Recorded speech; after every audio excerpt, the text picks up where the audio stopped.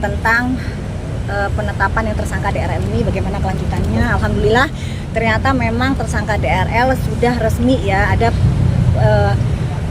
penambahan hari penahanan, jadi 40 hari ke depan, dan dipastikan memang tidak ada fasilitas khusus ya. Jadi memang alhamdulillah, terima kasih, apresiasi kepada Dirtahti Polda Metro Jaya yang telah tegak lurus, jadi tidak ada fasilitas khusus apapun terhadap saudara tersangka DRL yang saat ini Dokter dengar di dalam sel yang mungkin isinya kalau nggak salah tadi dengar satu sel itu ada 13 atau 14 tahanan di dalam ya. Jadi seperti itu. Terus tadi juga kan sudah ketemu sama lawyernya ya, yang baru ya. Jadi sepertinya sudah ada pergantian lawyer yang sekarang kalau nggak salah namanya Aziz ya. Ya. Betul ya, Aziz ya. Salam kenal kepada Aziz, Pak Aziz. Dokter bersyukur rupanya sekarang lawannya Dokter Pak Aziz gitu ya. Tidak sesulit seperti lawyer yang sebelumnya.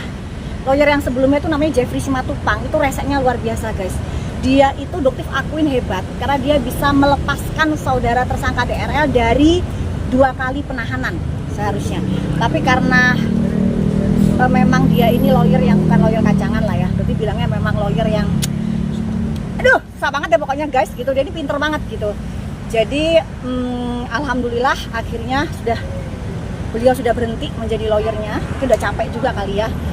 Karena memang kliennya ini susah sekali untuk dinasehati. Jadi sekarang tersebar di masyarakat bahwa ini kerjaan lawyernya nggak bener. Tapi yang dokter sendiri rasakan ya, saudara Jeffrey itu membelanya itu udah kayak sampai bikin dokter ini jengkelnya luar biasa ya. Jadi membelanya ini bener-bener luar biasa. Tapi tersangka DRL bisa ditahan hanya satu penyebabnya, karena kesombongan. Dia tidak melakukan wajib lapor, dan pada saat diperiksa dia tetap melakukan live di TikTok. Itu jelas suatu tindakan yang sangat melecehkan Polda Metro Jaya ya. Jadi di sini tekankan itu adalah kesalahan kesombongan dari kliennya Aziz ya. Dan sekarang ada yang harus menghadapi klien ada yang luar biasa, sebenarnya penuh dengan manipulatif. Tapi kan udah di Polda nih, ada mau jenguk sekalian? Enggak, kalau jenguk kayaknya nggak mungkin diterima juga lah ya. Nanti kan penuh dengan emosi, apalagi sekarang saat ini dia di dalam sel dengan 13 orang tahanan yang lain itu kan. Apalagi Dokter yang ngoceh-ngoceh terus minta keadilan, minta tidak ada fasilitas khusus, dan itu sudah dilakukan oleh Tahti. Jadi pasti dia mungkin akan dendam kesumat kepada Dokter. Dulu dia bisa dijenguk di luar jam besuk ya, tetapi setelah Dokter berbicara kepada media dengan ketat, pengawalan ketat, sekarang ini Jumat, Sabtu, Minggu dipastikan tersangka DRL tidak bisa lagi dijenguk ya. Itu sudah dipastikan. Kalau dulu mungkin masih bisa dijenguk, tetapi sekarang sudah tidak bisa dijenguk lagi gitu. Rencananya pihak DRL juga akan melaporkan terkait pencemaran nama baik yang silahkan dilaporkan. Kenapa? Karena jika memang laporannya sudah penistaan agama ini sudah pernah dilaporkan oleh Sunan Kalijaga, di mana terlapornya adalah tersangka DRL. Kenapa kok tidak jalan? Kok bisa-bisanya Aziz ingin melaporkan Dokter soal penistaan agama?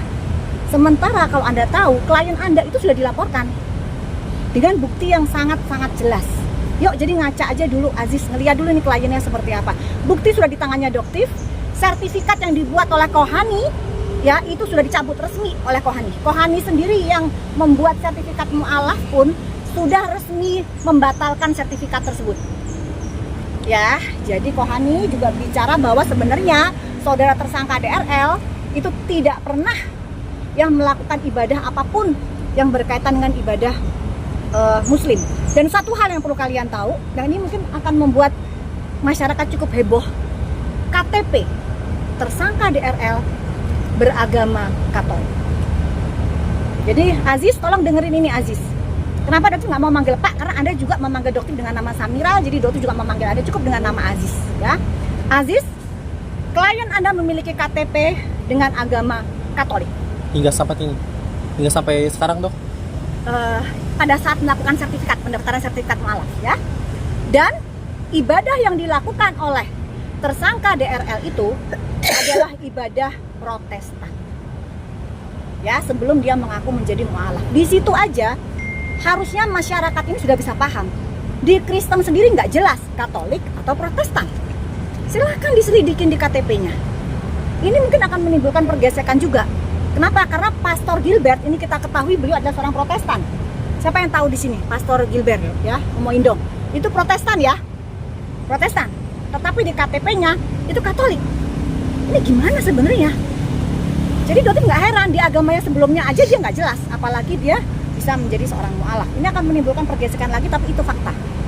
Ya, dan lucunya lagi, Hans dengan akunnya yang 11 ans.3gp bisa-bisanya mengomentari di VT dari anak Pastor Gilbert Lumoindong. Itu lupa siapa namanya. Kemarin diposting di tanggal 29 Maret kalau tidak salah. Ya, tentang pernyataan tersangka DRL masih mempercayai Yesus. Yang saat ini VT tersebut sudah dihapus oleh anak Pastor Gilbert. Tetapi semua sudah kita record, ada semua. Dan di situ Hans, asisten dari tersangka DRL menjawab. Ya, menjawab bahwa Pastor setelah ini semua selesai, DRL dan DRE akan kembali ke gereja. Ya, sekarang jadi tanyakan. Asistennya sendiri berbicara seperti itu. Jadi buat apa pernah menjadi mu'alaf? Jadi ini kedok ini pun dibongkar, tapi selanjutnya dihapus ya. Jadi sudah dihapus. Jadi kalau kalian menemukan itu nggak ada, tapi Dotif sudah screenshot semuanya. Dotif sudah punya bukti-buktinya, udah Dotif simpan, sudah Dotif screenshot. Seperti itu. Tapi apa sih kalau sendekat sampai benar-benar digali sampai lubang paling dalam gitu? Oh bukan, ini masalah agama dari awal. Agama itu adalah masalah prinsip. Ya, mungkin dari cumi-cumi.com juga kan, ya, agamanya kan juga yang saat ini ya. Ya itu juga bukan non-muslim, tapi mungkin bagaimana jika agamanya dipermainkan, perasaannya seperti apa? Ya, itu yang Dotif tanyakan ke kalian. Di sini bukan masalah yang Islam juga banyak kok yang nggak sholat, nggak puasa, betul. Tapi bagaimana jika ada orang yang berpura-pura hanya untuk menyelamatkan asetnya? Apa sih niatnya seorang tersangka DRL untuk menjadi mu'alaf jika dia tidak pernah sholat, tidak pernah puasa? Apa niatnya? Silahkan coba kalian jawab. Seperti itu ya. Terus ada lagi satu yang Dotif juga ingin tekankan tentang Miss Gossip yang begitu heboh keluar tentang produk Dotif yang berbahaya. Di sini Dotif ingin tekankan ya, untuk kalian masyarakat jadilah cerdas. Ya, seorang Miss Intan, apa yang dia punya? Media dia tidak punya. Ya, materinya pun dia termasuk golongan yang biasa-biasa saja. Berbeda dengan tersangka DRL. Tersangka DRL memiliki media, baik dia TikTok, baik dia Instagram, maupun YouTube. Dia memiliki sumber daya materi yang tidak terbatas. Tapi tersangka DRL tidak bisa melaporkan Dotif jika memang Dotif pernah menjual produk berbahaya. Kenapa saudara Miss Intan begitu gencarnya keluar-keluar? Karena dia hanya dijadikan senjata. Ya, dia tidak akan pernah memiliki bukti untuk bisa melaporkan Dotif. Jadi jangan lagi ditanyakan kepada Dotif bagaimana tentang laporan Miss Gossip. Sampai sekarang Miss Gossip tidak pernah bisa membuat laporan, baik ke Polda Metro Jaya atau ke Polres, karena laporannya tidak akan pernah bisa diterima. Ya, karena itu hanya hoax. Nanti Dotif ngomong begini dibilang diancam, ngancam. Kelasnya Dotif bukan kelasnya si Miss Intan. Kelasnya Dotif melawan saudara tersangka DRL. DRL aja nggak bisa melawan Dotif kok. Apalagi seorang Miss Gossip, maaf ya, Miss Gossip gitu. Dok, terkait produk yang selalu dikaitkan. Ya betul, itu fitnah. Itu fitnah, ditunggu laporannya. Karena dia tidak pernah, sampai detik ini pun dia tidak bisa membuat laporan, bahkan meminta donasi Rp1.000 kepada kalian. Kan lucu banget ya, dan kalian masih percaya. Dan ternyata dia juga mengakui bahwa yang mendonasi, yang mensupport dia adalah Nepos. Dan di sini juga Dotif tekankan, Dotif juga mumpung ada kalian di sini, Dotif ingin meminta agar Cyber Polda Metro Jaya untuk menindaklanjuti laporan persekusi Dotif kepada saudara SS dan gerombolannya. Sampai detik ini sudah hampir setahun lebih laporan Dotif terhadap SS pada saat persekusi yang sudah ditonton jutaan masyarakat Indonesia belum berjalan. 3 bulan yang lalu Dotif menanyakan tentang kasus ini, ternyata dari pihak Cyber berkata bahwa masih dilakukan uji di lab. Jadi barang dari handphone dari saudara SS disita sebanyak 3 buah kalau tidak salah. itu sedang masuk lab, tetapi itu 3 bulan yang lalu. Kenapa? Sampai detik ini tidak ada kelanjutannya lagi. Nah, ini dimohon untuk pihak cyber Polda Metro Jaya dan teman-teman juga untuk menanyakan ya, apakah ada sesuatu, karena sampai sekarang kasusnya terhenti. Jadi seolah-olah dibuat seperti Doktif ini sudah damai dengan SS. Tidak pernah terjadi. Ya, hal tersebut tidak pernah ada, tapi memang kasusnya kok Doktif aneh tidak berjalan. Nah, di sini Doktif ingin tanya ada apa sebenarnya. Kalau berjalan, tolong dong berjalan seperti itu. Kenapa kok sampai 3 bulan tidak ada kelanjutannya? Seperti itu. Dok, tadi kan Tadi kita balik lagi, Dok. dokter terhadap gosip seperti apa, Dok, perkembangannya? Terus kita tunggu nanti di Polres Jakarta Selatan yang jelas diterima, dan Doktif pun sebenarnya kalau melaporkan di Polda Metro Jaya juga diterima. Cuman ya terlalu banyak di Polda Metro Jaya, kita bikin agak banyak di Polres Jakarta Selatan. Kita Dok, tunggu aja. tadi Dok, kan dari berarti secara tidak langsung tadi dokter mengatakan adanya dugaan penistaan agama ya, Dok, dari DRL. Betul. Jadi Doktif menunggu memang laporan dari Aziz ya, laporan dari klien Anda Aziz untuk melaporkan Doktif karena bukti-buktinya Doktif sudah pegang. Dan itu dijamin 1000% akan membongkar kedok klien Anda. Ya, bahwa klien Anda benar-benar melakukan penistaan agama. Jadi jangan cuma keluar-keluar, langsung laporkan Doktif penistaan agama. Silahkan. Doktif siap dengan bukti-bukti sudah di tangan bersama dengan saksi-saksi yang melihat. Ya, termasuk saksi kepala jaga dari Tahti, bahwa beliau atau napinya juga teman satu selnya juga di dalam tidak pernah melaksanakan ibadah puasa maupun sholat. Bahkan di hari pertama tanggal 19 Februari ya, kita puasa pertama kali pada saat beliau diperiksa di dalam, itu pun saudara tersangka DRL tidak sholat, tidak puasa. Ya, saksinya semua ada. Dokter pun melihat, ditungguin dari sholat asar, maghrib pun nggak ada guys. Gitu. Jadi alasan dia pindah ke mu'alaf itu apa? Di mana-mana yang mu'alaf itu pasti biasanya dia lebih rajin sholatnya, lebih rajin puasanya. Ini nggak ada. Jadi yang kita lihat tuh apa? Niat kamu mu'alaf itu apa? Itulah pertanyaan. Sampai kemarin Kohani kan sempat datang ke rutan sendiri. Betul. Jadi Kohani juga sudah bertemu dengan beberapa sipir dan mendapatkan pernyataan bahwa memang saudara tersangka DRL tidak pernah melakukan ibadah sesuai dengan apa yang diharuskan. Ya, jadi beliau membatalkan untuk menjenguk dengan membawa Al-Quran. Ya, jadi beliau membawa Al-Quran untuk menjenguk dan dibatalkan karena beliau merasa kecewa. Ternyata beliau juga kena prank. Begitupun dengan Ustadz Felix dan Ustadz siapa? Dennis Lim. Ya, Dennis Lim dan Ustadz Felix alhamdulillah sudah dibukakan mata hatinya bahwa memang dia menyadari udah kena prank oleh tersangka DRL. Tinggal Bang Dery Sulaiman. Doktif harapkan Anda bisa berdiri tegak lurus ya di dalam agama. Ya, jangan silau dengan harta benda. Ya, karena semua yang Anda lakukan akan dipertanggungjawabkan. Anda seorang public figure, Dery Sulaiman, Bang Dery. Ya, jadi jangan karena apapun, apalagi uang, membuat mata hati Anda tertutup. Siapakah seorang tersangka DRL? Tapi Dok, tadi kan dari pengacara DRL sendiri kan nggak sih, Dok, para ustadz tersebut dengan pihak DRL menyatakan bahwa benar adanya Kalian silakan tanyakan langsung ya ke Kohani, karena semua ada di Kohani. Semua bukti ada di Kohani. Silakan ditanyakan langsung ke sumbernya, yaitu Kohani, karena Kohani tidak pernah berbohong. Ya, tidak pernah berbohong. Silakan nanti tanyakan ke Kohani. Silakan seperti apa. Dok, tadi kan dari pengacara DRL sendiri kan klarifikasi bahwa produk-produk yang dilaporkan sama Doktif, salah satunya DNA Salmon sama White Tomato itu kan sudah tidak diperjualbelikan dari tahun 2024. Sedangkan Doktif kemarin waktu itu membawa sampel produk yang dimana dibeli di online ya, Dok ya? Jadi itu gini ya Aziz, Doktif ajarin sedikit hukum ya, karena Doktif juga akan belajar hukum ya, ilmunya Doktif juga banyak, Doktif tahu. Lebih baik Anda belajar lagi soal hukum. Ya, Undang-Undang Perlindungan Konsumen itu tidak perlu adanya korban. Ya, tidak perlu adanya korban sampai masuk rumah sakit sampai cacat. Belajar dong, masa gitu aja nggak tahu. Ya, yang dijanjikan klien Anda, tomat busuk suplemen WT itu mengandung tomat putih. Dan di situ tidak ada tomat putih, itu namanya nipu. Tahu nggak Aziz? Ya, tidak perlu ada korban. Yang penting sudah ada yang beli.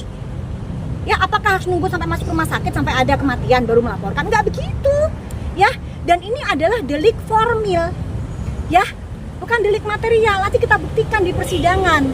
Bukan sekarang bingung cari korban. Berarti Anda nggak ngerti soal duduk perkara hukumnya. Makanya Doktif bilang melawan Aziz ini gampang banget. Ya, kenapa? Karena kalau Jeffrey nggak akan dia mengucapkan kata-kata begitu. Nggak akan keluar dari mulutnya si Jeffrey. Ya, jadi ini hanya keluar dari mulutnya Aziz.